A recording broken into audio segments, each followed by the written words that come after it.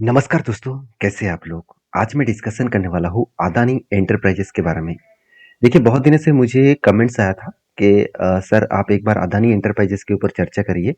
आपके क्या व्यू है, आपके क्या ओपिनियन है, ज़रूर चर्चा करिएगा। तो चलो आज मेरे व्यू के हिसाब से मैं आपके साथ डिस्कशन करूँगा।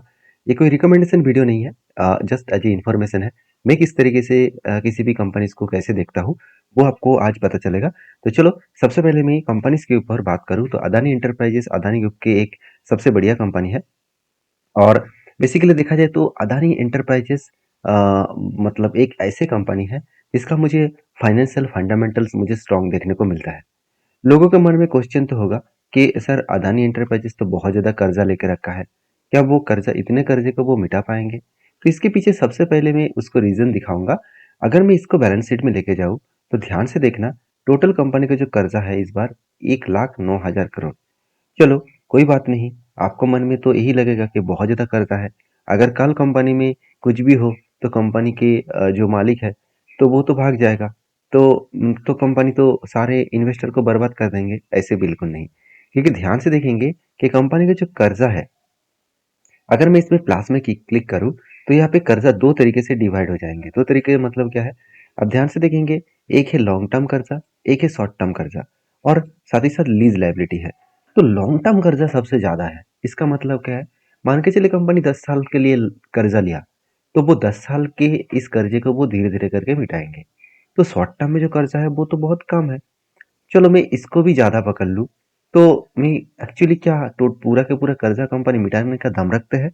हाँ, ज़रूर दम रखते हैं। क्यों? क्योंकि देखिए कंपनी का रिज़र्व जो है वो 53,900 करोड़, मतलब आधा पैसा तो कंपनी के पास रिज़र्व है। और सबसे बड़ी बात है, कंपनी के पास जो फिक्स एसेट है वो करीबन-करीबन 1 लाख करोड़। तो सोचिए, 1 लाख करोड़ और यहाँ पे 53,000 करोड़, ये दोनों को अगर जोड़ दिया जाए तो करीबन-करीबन देखा जाए तो 1.5 लाख करोड़ के ऊपर है। उसके साथ-साथ कंपनी के सीडब्ल्यूआईपी, जो कंपनी के बिजनेस में ऑलरेडी पैसा इन्वेस्टेड है, तो एक्स्ट्रा पैसा इन्वेस्टेड है, वो भी कितना है? 41,000।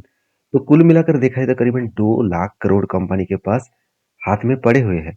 तो उस पैसे से आज कल, मतलब कल कंपनी अगर कर्जा ना मिटा पाए, कंपनी बर्बाद हो गए, तो इस पैसे से इजीली कंपनी कर्जे को मिटाकर जा सकते हैं। तो इसका मतलब कंपनी में बर्बाद होने का जो सिचुएशन है वो यहाँ पे नहीं देखने को मिला।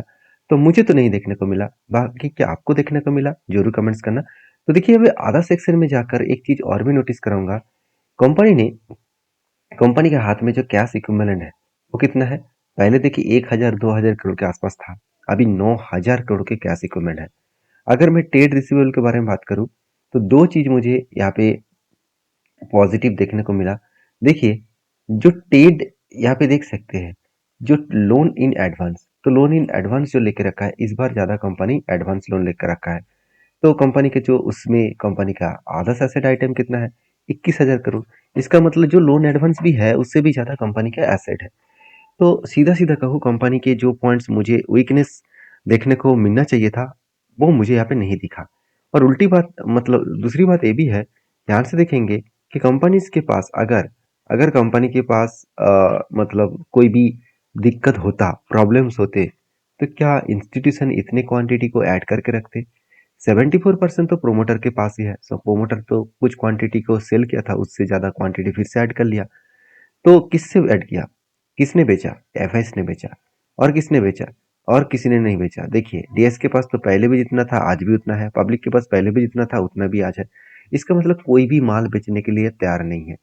तो सीधा सीधा कहूँ, कंपनी के ऊपर बेस्ट परफॉर्मेंस ये है कि कंपनी देखिए इस बार हाईएस्ट, लास्ट कुछ 3 क्वार्टर्स में देखा जाए तो इस बार हाईएस्ट सेल्स किया है।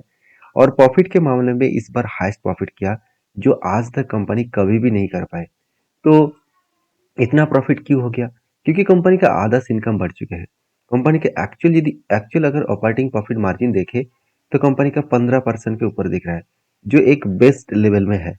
तो सीधा सीधा यहाँ पे ईयर ऑफ ईयर बेसिस देखूँ तो कंपनी इस बार हाईएस्टली प्रॉफिट किया, जो आज तक की सबसे हाईएस्ट है। तो जब कंपनी के परफॉर्मेंस अच्छा है, कंपनी के सारे डेटा पॉजिटिव दिखा रहा है, तो क्या उस कंपनी में कुछ मतलब खराब होने का चांसेस है? मुझे तो नहीं लगता, क्योंकि चार्ट आपको जब दिखाऊंगा तब आपको लगेगा कि चलो चलो कंपनी तो पूरा का पूरा बर्बाद हो चुके हैं। ऐसे बिल्कुल नहीं।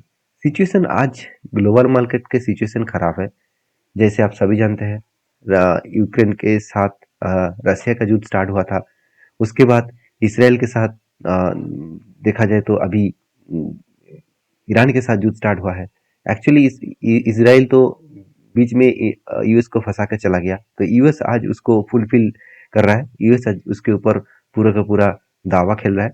तो ईरान भी छोड़ने के लिए तैयार नहीं है। और आज तेल का क्राइसिस है, क्योंकि जो तेल को मतलब तेल को आने के लिए ईरान जो अटैक कर रहा है, तो ये सारे कारण की वजह से ग्लोबली मार्केट में एक प्रेशर है। जब ये सारे प्रेशर खत्म हो जाएगा तो मार्केट मार्केट रॉकेट की तरफ भागेगा। तो अगर मैं इसका पी रेशियो देखूं, तो आप देखेंगे इसका पी रेशियो करीबन 64 है। तो आप कहेंगे सर बहुत ज़्यादा है। देखिए, मैं अगर इसको 10 साल में लेके जाऊँ, ध्यान से देखना, कोविड के टाइम में इसका पी रेशियो कितना था? कोविड के टाइम में इस कंपनी का पी रेशियो था करीबन 11-12 के आसपास। उसके बाद कंपनी का पी रेशियो कम हुआ ही नहीं है। और इसका लास्ट 10 ईयर्स का पी रेशियो कितना है? 64। अभी कितना चल रहा है? 73। इसका मतलब पी रेशियो वही लेवल में है जो लेवल में कंपनी का हमेशा रहता है। मतलब एवरेज लेवल के हिसाब से देखा तो पी रेशियो उसी लेवल में है। तो देखिए, कुछ पॉइंट्स तो अभी भी वीकनेस है, फिर भी कंपनी का डेटा पॉइंट्स मुझे पॉजिटिव लगा। तो चलो, अभी मैं इस कंपनी के ऊपर चार्ट के बारे में दिखाऊंगा कि चार्ट क्या बता रहा है। चार्ट को ध्यान से देखेंगे तो जो अदानी एंटरप्राइजेस का जो चार्ट है, पहले भी देखिए किस तरीके से रॉकेट की तरह परफॉर्मेंस किया। कोविड के टाइम में इस कंपनी का प्राइस था अराउंड अराउंड 116 रुपीज, और वहां से कंपनी जर्नी करके करीबन 3,900 तक गया। 3,000 नहीं, 4,000 तक गया। तो 116 से लेकर 4,000 तक अगर जर्नी देखूँ, तो मैं 4,000 से लेकर 116 को मैं डिवाइड करूँ, तो करीबन 34 टाइम्स रिटर्न दिया लास्ट 5 ईयर्स में। तो देखिए, उसके बाद क्या हुआ? उसके बाद बिग क्रैश हुआ। कब? 2023 में, जब रसिया और यूक्रेन के बीच युद्ध स्टार्ट हुआ। तो उस टाइम में सिर्फ अकेला एक क्रैश नहीं हुआ, इस क्रैश होने के पीछे रीजन भी है। अगर मैं इसका निफ्टी चार्ट के हिसाब से देखूं, तो निफ्टी भी देखिए 2024 में सितंबर माह में इस तरीके से बिग क्रैश हुआ था। और उसी सिचुएशन बेसिस में भी अदानी एंटरप्राइजेस का भी बिग क्रैश हुआ। उसके बाद देखिए निफ्टी ने रिकवरी तो किया। रिकवरी किया, देखिए बॉटम से लेकर फिर से टॉप तक गया। कब? 2025 के दिसंबर माह में। तो क्या 2025 के दिसंबर माह में ये भी टॉप किया था? अगर मैं 2025 के दिसंबर माह देखूं, 2025 का दिसंबर माह, सॉरी एक बार मैं यहाँ पे डेटा देख लूँ। 2000, हाँ 2025 नवंबर मंथ के आसपास। तो यहाँ पे क्या हुआ? 2025 का डेटा में एक बार चेकआउट कर लेता हूँ।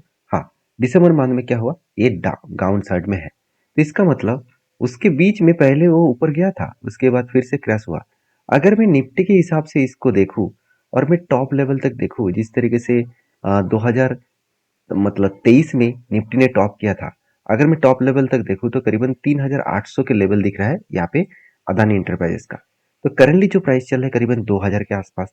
तो 2,000 से लेकर करीबन 3,900 तक गए, तो करीबन 87% तक यहाँ पे लॉन्ग जर्नी देखने को मिल रहा है।